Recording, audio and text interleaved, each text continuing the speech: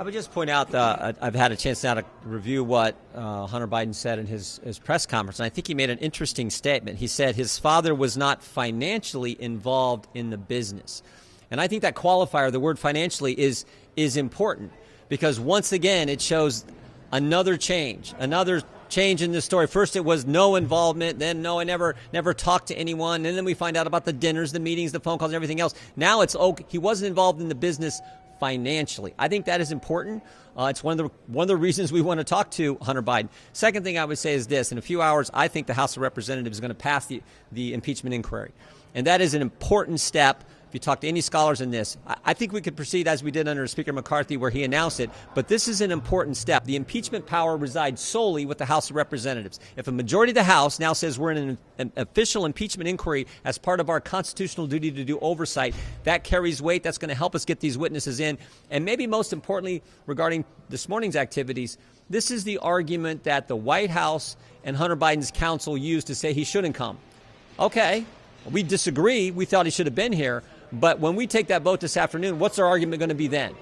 We think he should come in. And if he doesn't, we're going to move forward with contempt proceedings.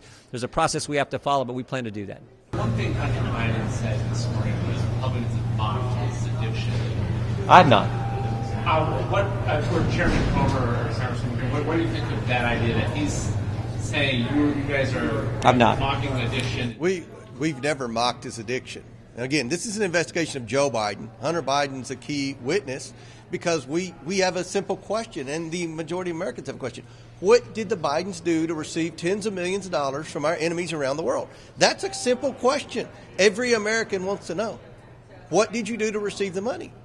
And we also want to know what role Joe played because, quite frankly, it's hard for me to believe, I'll speak for myself, that all these oligarchs and the Chinese Communist Party were wiring Hunter Biden millions of dollars because they liked him, because he added value to something.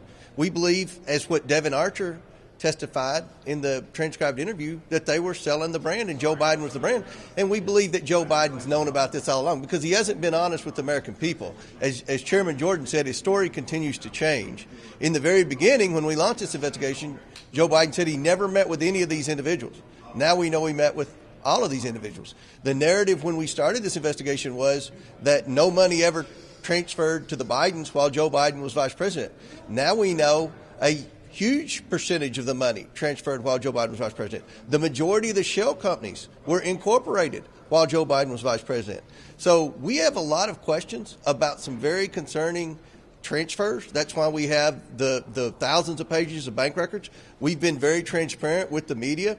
This has been, I think, the most transparent political or congressional investigation since I've been in Congress for 7 years. We've produced 4 bank memorandums with specific bank statements.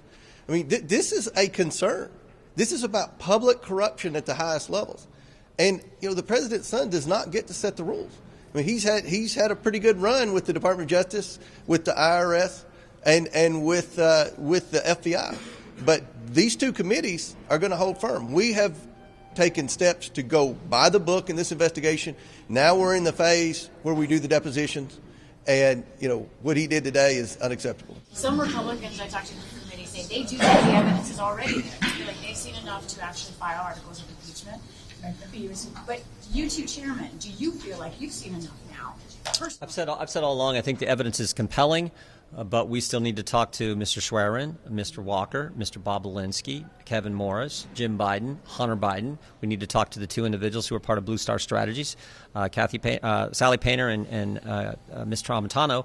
So those are people we need to talk to. We think with the vote this afternoon, we get those individuals in a more timely fashion, and we get the documents we want. And I would still go back to this. 1 hour ago, I think the biggest takeaway was the statement from Mr. Biden where he said, my father was not financially involved in the business.